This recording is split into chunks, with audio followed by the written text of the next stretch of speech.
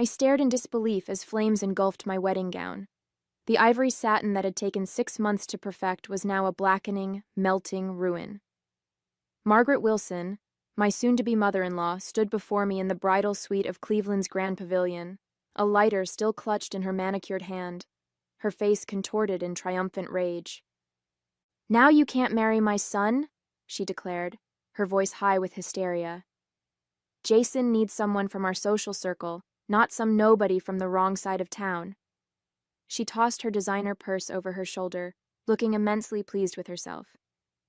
"My name is Valerie Mitchell, and at 25, I never expected to be watching my wedding dress burn 30 minutes before walking down the aisle." My 3 bridesmaids stood frozen in shock, their lavender dresses a stark contrast to the smoldering fabric at my feet. "Mrs. Wilson," I said, my voice surprisingly steady as I reached for my phone, "you have no idea what you just did." She laughed, the sound brittle as glass. "What I did?" "I saved my son from the biggest mistake of his life. You think a community college education and a job at a local advertising agency makes you good enough for a Wilson? My Jason belongs with Melissa Hammond. Her father owns half of downtown Cleveland." I pressed a button on my phone, watching Margaret's face as I did. My bridesmaid Jessica moved quickly to open a window, trying to clear the smoke that was now filling the room. "The wedding's off," Margaret continued, waving her hand dismissively. "I'll just tell everyone you got cold feet. Jason will be upset for a while, but he'll understand eventually." "Are you sure about that?" I asked, turning my phone screen toward her. On it was a live view of the ceremony space, the elegant rows of white chairs, the floral arch at the altar, and the massive projection screen that was now displaying a perfect view of this very room, showing Margaret in all her destructive glory. Her face paled. What is that?" "The wedding live stream," I explained calmly. "For Jason's grandparents in Florida and my sister who's deployed overseas. It's been running for the past 20 minutes, capturing everyone arriving, the musicians setting up." I paused, meeting her eyes. "And you destroying my wedding dress while announcing your true feelings about me." "Turn it off." Margaret lunged for my phone, her perfect coiffure coming undone. "You planned this. You set me up." Jessica stepped between us. "Mrs. Wilson, everyone just watched you commit arson on live video. I think you should take a moment to consider your next move." The phone in my hand buzzed with incoming messages. My bridesmaid Tina glanced at the screen and gasped. "It's Jason. He's coming to the bridal suite." Margaret's eyes widened in panic. She looked frantically around the room as if searching for an escape route. "This isn't what it looks like. I was just testing the fabric. Wedding dresses are supposed to be flame retardant." From my phone, we could hear murmuring from the gathered guests. The camera angle had shifted. Someone had taken control of the live stream, and now showed the wedding party's reaction. Jason's father sat stone-faced in the front row. Jason's best man was already rushing toward the building. Most telling was Jason himself, no longer waiting patiently at the altar, but sprinting up the center aisle, his face a mask of shock and fury. "Valerie," my bridesmaid Melody whispered, "what are we going to do about the ceremony? Should we tell everyone to go home?" I looked down at the smoldering remains of my dream dress, now just blackened scraps on the antique hardwood floor. The practical part of my mind, the part that had put myself through college while working 2 jobs, was already calculating next steps. "No," I said firmly. "The ceremony is happening, just differently." The door burst open. Jason stood there, still in his tuxedo, his eyes moving from my face to his mother to the ruined dress on the floor. Behind him, the venue manager and his father appeared, both looking horrified. "Mom," Jason said, his voice dangerously quiet, "tell me I didn't just watch you burn Valerie's wedding dress while saying she isn't good enough for our family?" Margaret's demeanor changed instantly. "Sweetheart, you don't understand. I was protecting you.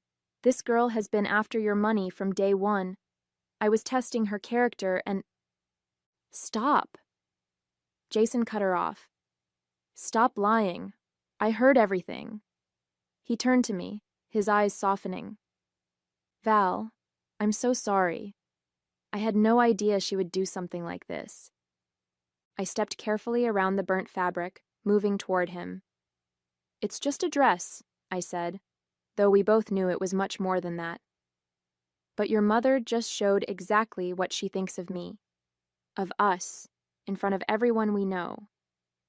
Jason took my hands in his, seemingly oblivious to his mother's sputtering protests. What do you want to do, Val? It's your call.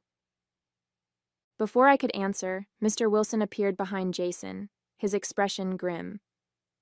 Margaret, what have you done? His voice was low, controlled, but with an edge I'd never heard before. Richard, please, Margaret pleaded. You know the Hammonds would be a much better match. Their family has been part of Cleveland society for generations. As opposed to Valerie, who built a successful career through hard work and determination. Mr. Wilson shook his head in disgust. You've gone too far this time. My phone continued to buzz with notifications. I glanced down to see messages pouring in from guests who were watching everything unfold on the live stream. The venue coordinator hovered in the doorway, looking uncertain. Ms. Mitchell, she said hesitantly. The guests are asking what's happening. Should we make an announcement? I looked at the ruins of my dress again, then at my bridesmaids in their lavender gowns.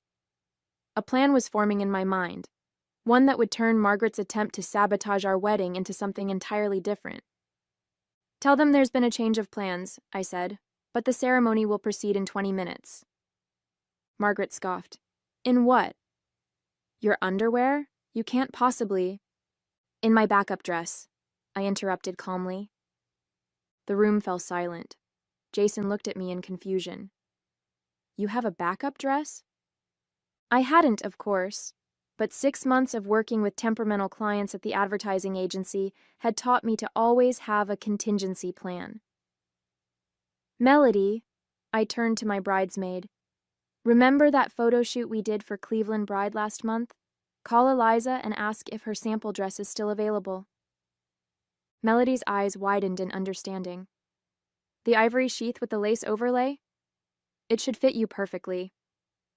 Jason's father stepped forward, pulling out his phone. I'll have my driver pick it up immediately. Where is it located?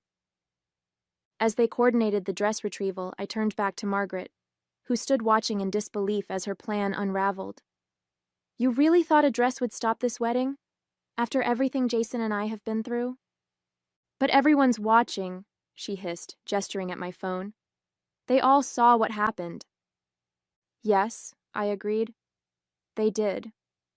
And now they'll also see what happens next. I turned to address the camera directly, knowing the guests were still watching. To everyone waiting, thank you for your patience. The ceremony will be slightly delayed, but love always finds a way. Even when someone tries to burn it down. A cheer erupted from the phone's speakers, the guests in the ceremony space showing their support. Jason squeezed my hand, pride evident in his eyes. Mom, Jason said firmly, you need to leave. Dad will take you home. You are no longer welcome at our wedding. Margaret's face contorted with rage. You would choose her over your own mother? After everything I've done for you? After what you've done today? Jason countered. Absolutely. The next 20 minutes passed in a whirlwind of activity. While Margaret was escorted out by security, after Mr. Wilson apologetically insisted on it, Eliza from Cleveland Bride arrived with not 1 but 3 sample dresses. The bridal suite transformed into an impromptu fashion headquarters, with my bridesmaids, the venue coordinator, and even some of the female guests who'd volunteered to help. This one, Jessica declared, holding up an elegant ivory sheath dress with delicate lace detailing. It's perfect for your figure, and we can have it ready in minutes.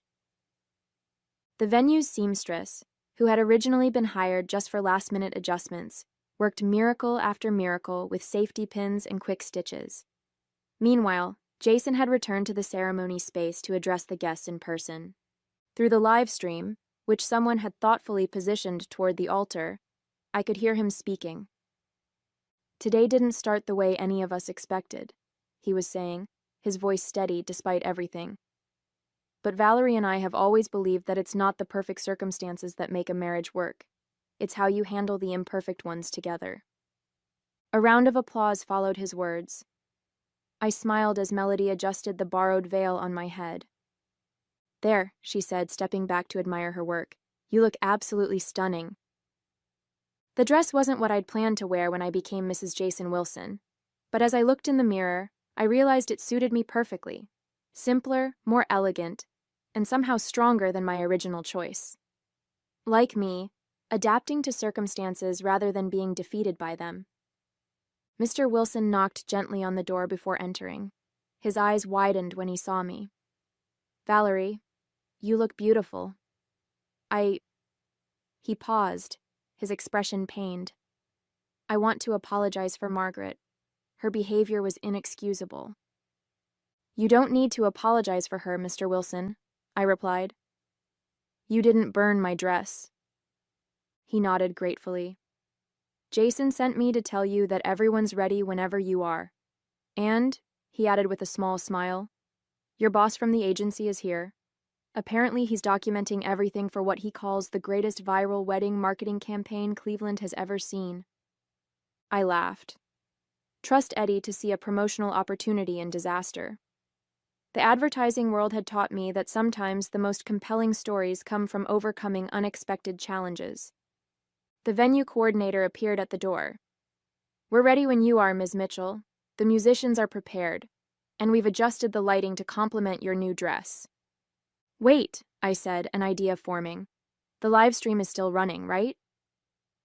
When she confirmed it was, I made a quick decision. "Can we project it in the ceremony space for a few more minutes? I'd like everyone to see us walking from here to there, the whole journey, not just the arrival."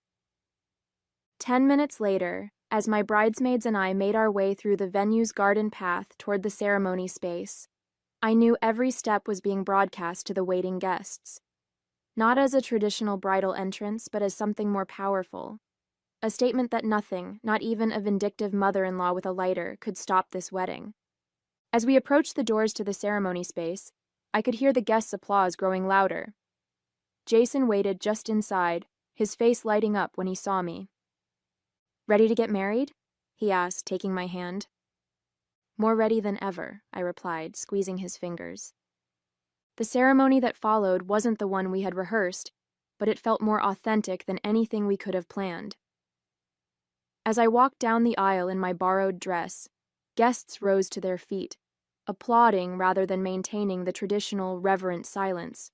Their faces showed not just the usual wedding joy, but something deeper: respect, admiration, solidarity. Jason's father stood proudly in the front row, occasionally glancing at the empty seat where Margaret should have been.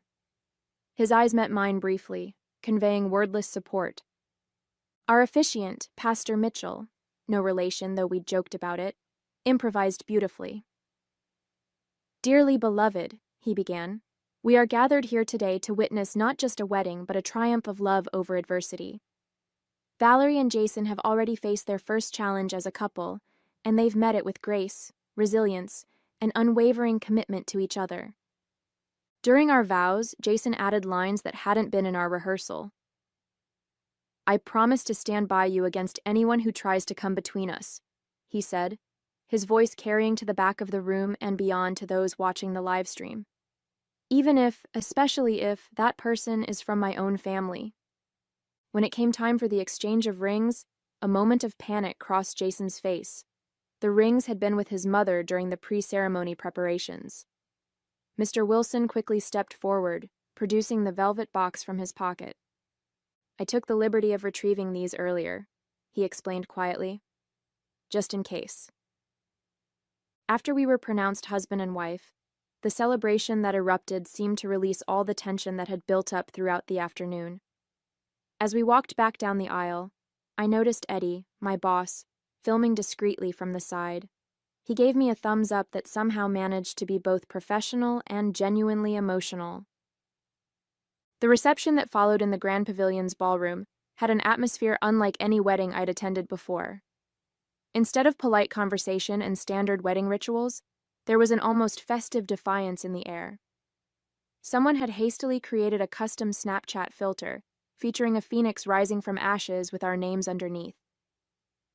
"Your wedding is trending locally on social media," Jessica informed me as we entered the reception.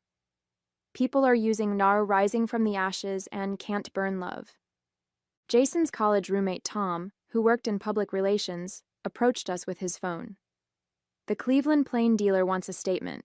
Their lifestyle editor saw the live stream. Apparently her niece was a guest. And they're calling it Cleveland's most resilient wedding." "Tell them we're just grateful for everyone's support," Jason replied, his arms secure around my waist. "And that true commitment means facing obstacles together, not running from them."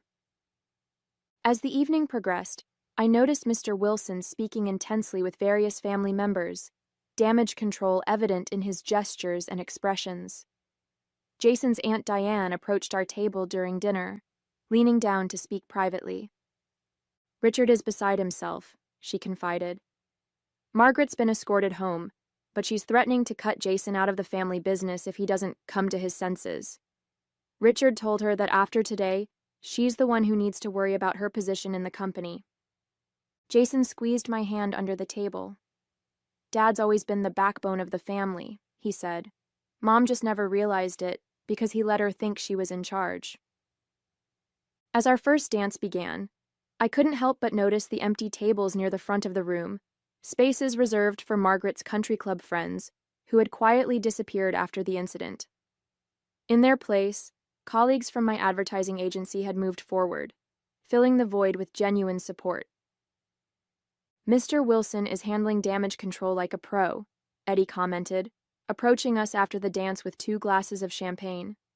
"He's personally thanking everyone for staying while subtly letting Margaret's allies know they won't be missed." Jason nodded, watching his father work the room with newfound respect. "I think this is the first time I've seen him stand up to her so publicly," he murmured. 27 years of marriage, and today was his breaking point. The wedding photographer, initially hired by Margaret, approached us cautiously. "Mrs. Wilson, the younger Mrs. Wilson," she clarified with a smile. "I've captured some beautiful moments today, but I wanted to ask about the dress incident. Some of the guests took photos. Would you prefer I request they keep those private?" I exchanged glances with Jason before answering. "Actually, I think honesty is the best approach here. This is part of our story now." As if on cue, my phone buzzed with a notification. The short clip of Margaret setting fire to my dress had already been viewed over 20,000 times on a local Cleveland news page. The comments section overflowed with support, interspersed with stories from other brides who had faced difficult in-laws. "You might not have planned it," Eddie said, scrolling through the comments, "but you've started a movement. Standing strong in the face of toxic family relationships is resonating with people." Jason's cousin Mia appeared at our table, her expression a mixture of embarrassment and determination. "I want you both to know that not everyone in the family shares Aunt Margaret's views," she said firmly. "Most of us think she crossed a line that can't be uncrossed." "Thank you, Mia," I replied, genuinely touched. "That means a lot." As the evening progressed, Jason received a text from his father. He read it silently before showing me the screen. "Your mother has locked herself in the guest house. She's demanding I choose between her and that girl. I've informed her that her behavior today has made my choice remarkably easy. We'll discuss next steps when you return from your honeymoon. Proud of you both. Dad." "Are you okay?" I asked Jason quietly, searching his face for signs of regret or doubt. "I'm better than okay," he replied, squeezing my hand. "For years, I watched Mom undermine Dad, belittle you, and manipulate everyone around her. Today, she finally showed her true colors to everyone, not just us. It's like a weight has been lifted." As the reception continued, I noticed something remarkable happening. Guests who had been stiff and formal at the beginning, Margaret's side of the family and social circle, were now relaxing, engaging more genuinely with my friends and family. Without Margaret's watchful eye, The artificial social barriers she'd maintained were dissolving. "Mrs. Wilson?" The venue coordinator approached with an unexpected smile. "There's something you should see." She led us to the entrance of the ballroom. There, prominently displayed on an easel, was a large photo frame filled with dozens of handwritten notes from guests. The heading above them read, "Messages of love and resilience for Valerie and Jason." "Your bridesmaids organized this," she explained. "They asked guests to write messages of support after what happened. 1 week into our honeymoon in the Maldives, the full impact of what had happened at our wedding was still unfolding. Jason and I sat on our private deck overlooking crystal blue waters, scrolling through messages on our phones during our daily check-in with reality. "Dad says Mom's staying with her sister in Cincinnati," Jason said, setting his phone down. "Apparently, Aunt Linda is the only person who still believes her version of events, that she was testing the dress fabric and everyone misunderstood." I smiled wryly, adjusting my sun hat. Hard to misunderstand someone shouting, "Now you can't marry my son," while holding a lighter. The Cleveland media had picked up our story in earnest.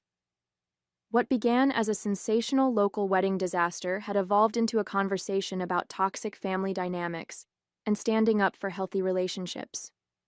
Several women's magazines had reached out requesting interviews about maintaining boundaries with difficult in-laws.